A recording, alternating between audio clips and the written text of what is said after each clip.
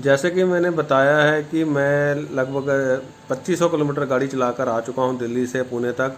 और बीच में बहुत सारी स्टेट्स आई, कई शहर आए, लेकिन कहीं पे भी किसी पुलिस वाले ने हाथ नहीं दिया, गाड़ी नहीं रोकी। ऐसा तो रतन टाटा जी ने सोचा होगा, नैनो है उसको इतना क्यूट बना दिया जाएगा। तो ये महाबलेश्वर जो मंदिर है, यहाँ अंदर जाने का रास्ता है। लेक काफ़ी बड़ी है, यहाँ बोटिंग हो जाती है, फ़ोटो खींचने का साधन है।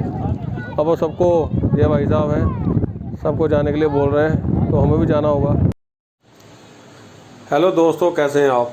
दोस्तों, आज हम जा रहे हैं महाबलेश्वर। महाबलेश्वर जो पुणे से साउथ की तरफ लगभग 120 किलोमीटर की दूरी पर स्थित है, लेकिन जो जाने में वो 3 से 3.5 घंटे लग सकते हैं। रास्ता काफ़ी पहाड़ी है। जब हम जा रहे हैं, ये एक वीकेंड नहीं है, तो उम्मीद है कि रास्ते में ट्रैफिक जाम ज़्यादा नहीं मिलेगा। जैसे कि हमें बताया गया था कि अगर आप वीकेंड पे जाते हैं तो रास्ता महाबलेश्वर के पास जाकर सिंगल हो जाता है और बहुत ज़्यादा ट्रैफिक मिलता है।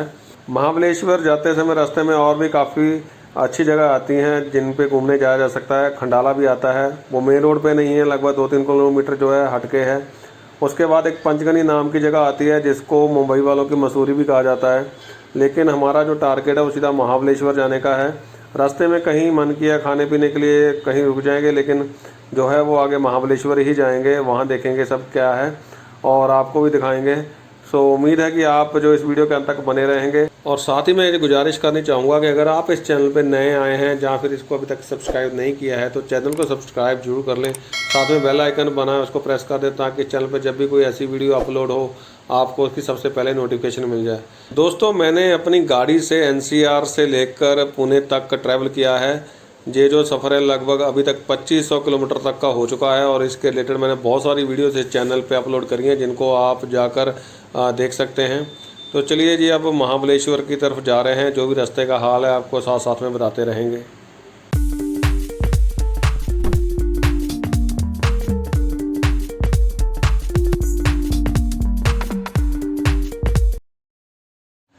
जैसे कि मैंने बताया है कि मैं लगभग 2500 किलोमीटर गाड़ी चलाकर आ चुका हूं दिल्ली से पुणे तक।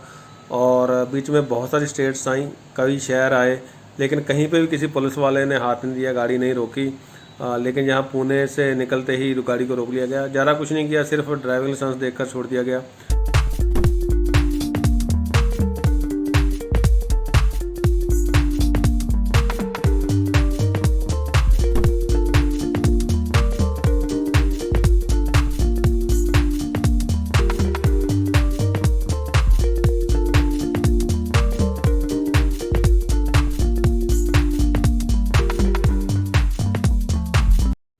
पुणे से लगभग 70 किलोमीटर दूर आने के बाद जो रास्ता है वो सिंगल हो जाता है।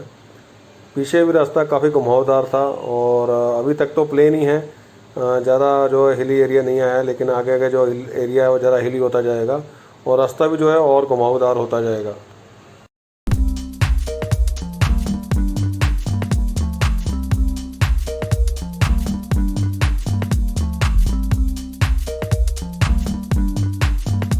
अभी हम जो है पंचगनी से थोड़ा आगे आ चुके हैं और अभी तक ट्रैफिक वगैरह कुछ नहीं मिला है।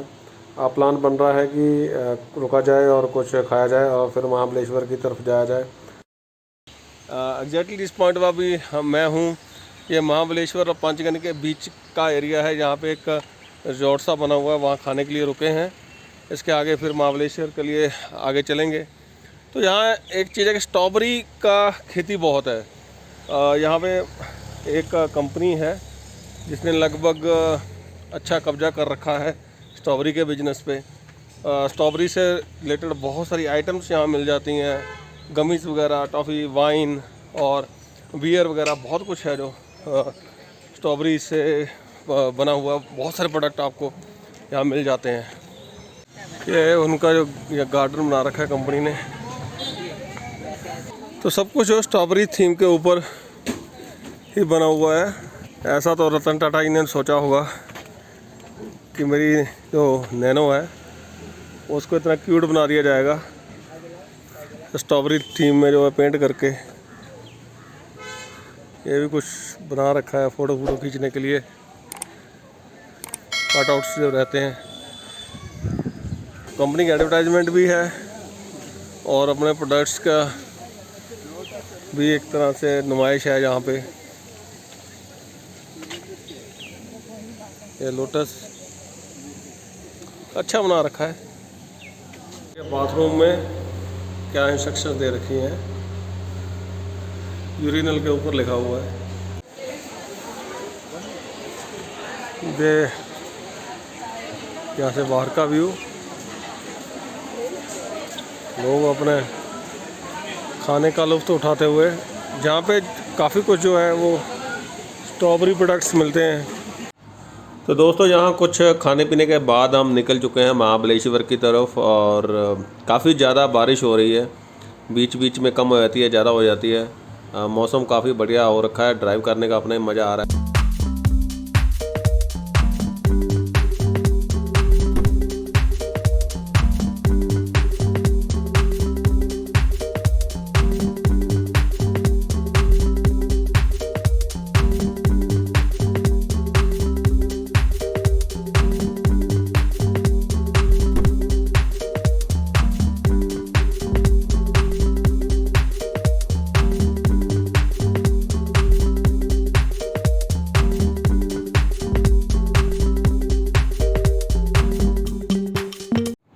महाबलेश्वर इंटर करने से पहले एक चेक पोस्ट आती है जो जंगलात महकमे की है, जहाँ से आपको पर पर्सन के हिसाब से एंट्री फीस ली जाती है, और उसके बाद आप किसी भी पॉइंट पे जाते हैं आपको कोई भी फीस वहाँ नहीं देनी होती। इससे पहले भी एक चेक पोस्ट आती है, वहाँ पे आप पॉइंट वाली मत लेना जो पर्ची है, वो मैं वीडियो के अंत में बताऊँगा क्यों।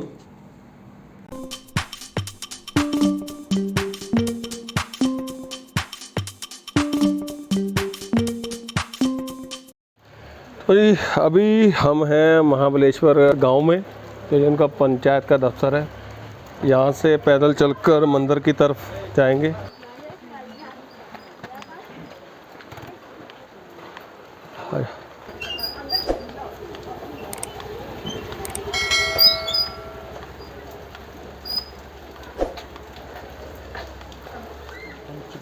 एक पंचगंगा मंदिर है, इसका ऑपोजिट महाबलेश्वर।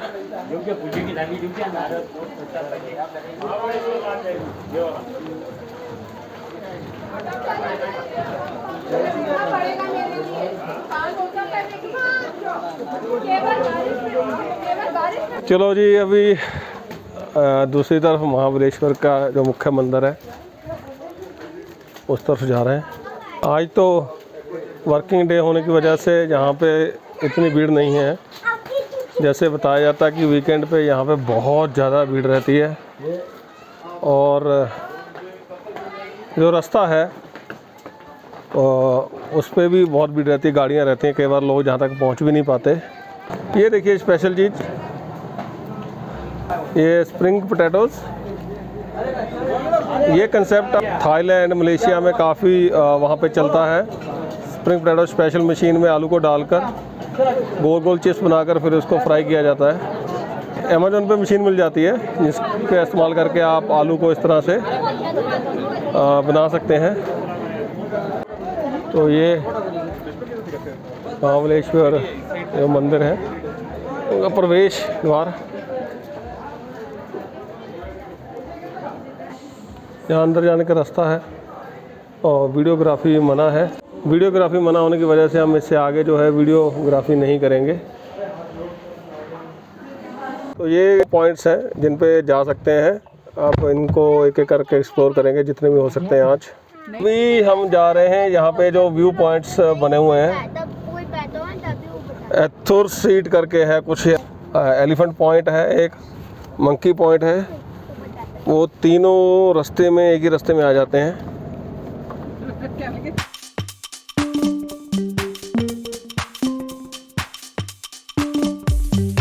अभी बारिश बंद होने के बाद धूप निकल आई है, और पेड़ों के जो पत्ते हैं वहाँ से जो रिफ्लेक्शन आ रही है धूप की, ऐसे लग रहा है जैसे मोती लगे हों।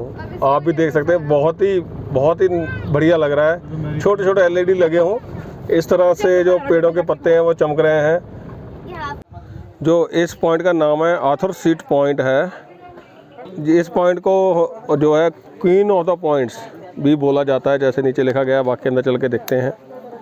जैसे इसको क्वीन ऑफ द पॉइंट्स कहा गया है, इसका मतलब ये सबसे खूबसूरत पॉइंट है। और हम सबसे पहले यहीं पर आ गए। तो अब हो सकता है दूसरे पॉइंट्स पे जाकर डिसपॉइंटमेंट हो। सबसे खूबसूरत जगह पे सबसे पहले आ गए। हमारा विचार ये था कि सबसे पहले दूर वाली जगह पे जाते हैं ताकि वो मिस ना हो। एक तरह से ये ठीक भी है, अगर समय की कमी पड़ी तो दूसरी जगह को मिस किया जा सकता है। एक तरह से ये अच्छा भी है कि सबसे सुंदर जगह पर हम सबसे पहले आ गए। तो यहाँ पे लिखा गया है the hunting point. This point was used for hunting by British officers. जो अंग्रेज ऑफिसर्स हुआ करते थे वो हंटिंग करने के लिए, मतलब शिकार करने के लिए इस जगह आते थे अपना शौक़ पूरा करने के लिए। यहाँ पे इको पॉइंट बोला गया है कि अगर वैली की तरफ ज़ोर से चलाएंगे तो आवाज़ वापस आएगी। देखते हैं इको क्या होता है। हेलो, मॉइस्चर बहुत ज़्यादा है तो इस वजह से आवाज़ वापस नहीं आएगी। और बहुत सारे टूरिस्ट इस जगह का नज़ारा लेते हुए। बारिश की वजह से जो फॉग हो रखी है उसमें सिर्फ इस फॉग के सामने अपनी फ़ोटो खींचने के अलावा और कुछ यहाँ पे करने को तो है नहीं। हम ज़्यादा कुछ जो है देख तो नहीं पा रहे, लेकिन जो अंदाज़ा यही है कि यहाँ से जो वैली का व्यू है बहुत ही ज़्यादा खूबसूरत होगा। अभी ऐसे फील हो रहा है कि बादलों के बीच में है। यहाँ पर एक टाइगर स्प्रिंग पॉइंट है, कहा जाता है यहाँ के साफ़ पानी का झरना है। और नीचे की तरफ देखें तो शायद यही है, वो पानी कहीं ऊपर से आ रहा होगा। काफ़ी साफ़ पानी है सच में। तो जैसे यहाँ बताया गया कि टाइगर स्प्रिंग पॉइंट है, यहाँ पे प्योर पानी जो है वो निकलता है। और जो वाइल्ड एनिमल्स थे वो पहले इसी जगह पर पानी पीते थे, क्योंकि पहाड़ों पे पानी की दिक्कत रहती है। और वैसे हर वक्त पानी नहीं रहता, बारिश होती है तो पानी जमा हो जाता है। यार इस पॉइंट पे क्या बात है, फॉग आ रही है यहाँ पे। ऐसी फॉग सी आ रही है जैसे ना बहुत बड़ा पंखा लगा हो, उसके सामने पानी की फुहार छोड़ी हो और वो आ रही हो। हाँ जी बादशाह हो, हाँ जी कैसे हो। ये अभी हमें देखकर यहाँ आ गया, डर है कि जो कैमरा ना झपट ले और हम जा रहे हैं ऊपर। तो यहाँ से वापस ऊपर, तो ये है मेन पॉइंट। नीचे तो आपको कुछ नज़र नहीं आएगा, वही फॉगी है सब। तो जी यही है द क्वीन ऑफ पॉइंट्स। ये जो जितना जो भी आपको पीछे नज़र आ रहा है, तो अगर दूर से देखें तो जो पॉइंट ऐसा है, एक प्लेटफॉर्म सा बना रखा है। तो अब जी वापस ही नीचे जाना तो आसान था। अरे सारी सीढ़ियाँ चढ़ के ऊपर जा रहे हैं, पता नहीं हिम्मत रहेगी कि नहीं रहेगी किसी और पॉइंट को देखने की। तो जी ये वाला पॉइंट हमारा हो गया कंप्लीट।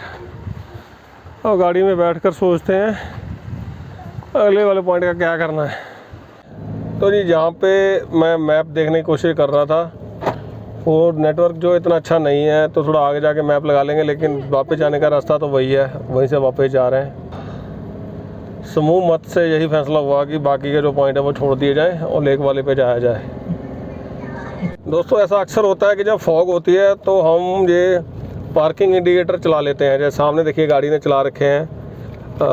वैसे तो इससे एक एडवांटेज होती है कि दूर से पता चल जाता है गाड़ी आ रही है, लेकिन इसकी सबसे बड़ी डिसएडवांटेज ये है कि अगर इस भाई को मुड़ना हो आगे दाएं जा बाएं या इंडिकेटर देना चाहे तो मुझे कुछ पता नहीं चलेगा। अगर हम वैसे देखें, हमारी जो टेल लैंप रहती है वो रेड लाइट सफिशेंट होती है किसी के लिए भी ये देखना कि गाड़ी आगे वो जा रही है। इसी तरह हेडलैम्प भी वो सफिशेंट होती है। कोशिश करें कि ये वह ऐसे इंडिकेटर ना चलाएं, क्योंकि अगर आपको टर्न लेना है दाएं जा बाएं आप तब जो इंडिकेटर चलाएंगे टर्न के लिए, पीछे वाले को कुछ भी समझ में नहीं आएगा। इससे दुर्घटना होने के चांसेस और भी बढ़ जाते हैं। दोस्तों ये वीना लेक, अब लेक थोड़ी नीचे जाके दिखाता हूँ। तो एक टूरिस्ट स्पॉट ही है, आसपास खाने की जगह है, घोड़सवारी का साधन है। तो थोड़ा नीचे चल के देखते हैं। तो लोग जो हैं घोड़े पे बैठकर अपने मोमेंट्स को यादगारी करते हुए। अभी यहाँ बोटिंग तो जो है वो बंद हो रखी है, 5:30 बजे बोटिंग बंद कर दी जाती है। आगे जी आगे, बस आगे आगे, 1 मिनट में यार नीचे। वो बोल रहे हैं कि हमें आ जाओ, बंद हो गया है, गेट लगाना है उनको। तो और यहीं से वापस जा रहे हैं। जो समय 6:30 का हो गया शाम का, तो जहाँ पर भी वो हमें कह रहे हैं कि भाई आप जाओ। तो ये बोटिंग पॉइंट है, पीछे लेक है, लेक काफ़ी बड़ी है, यहाँ बोटिंग हो जाती है, फ़ोटो खींचने का साधन है। अब वो सबको, ये भाई साहब हैं, सबको जाने के लिए बोल रहे हैं, तो हमें भी जाना होगा। थोड़ा हमारा जो प्लान था कि चले लेट से, सुबह कहीं और गए थे, उसके बाद हम बीच में रुक गए थे। तो जहाँ पर जो लेसन है वो यही है, जो स्ट्रेटजी हमने आगे अपनाई थी व्यू पॉइंट देखने के लिए, कि सबसे पहले दूर वाली जगह पे जाओ, फिर जो है आप पीछे की तरफ आओ।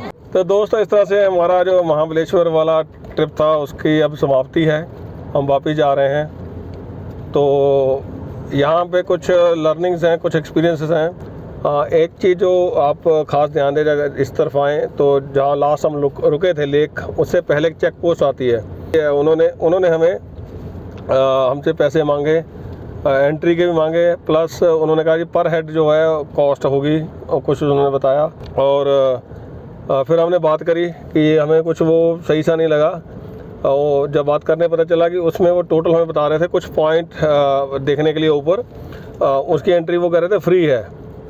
तो हमें बस हम लेट थे, हमें ये भी लग रहा था सारे पॉइंट हम कवर नहीं कर पाएंगे, और जैसा हुआ भी। और फिर हमने उनको बोला जी सिर्फ हमें आप एंट्री पास दीजिए, हमें ऊपर पॉइंट देखने वाला कोई भी पॉइंट पे जाने वाला पास मत दीजिए। तो जो कुल मामला 500 के करीब जा रहा था, वो हमारा 150 में ही हल हो गया। और जब हम ऊपर जंगलात महकमे वाले जो बैठे हुए थे, आपके पास वहाँ कोई ऑप्शन नहीं है, वहाँ आपको जो पैसे देने पड़ते हैं। उनको सिर्फ हमने 120 रुपये दिए 5 लोगों के, और हमें वो पास मिल गए।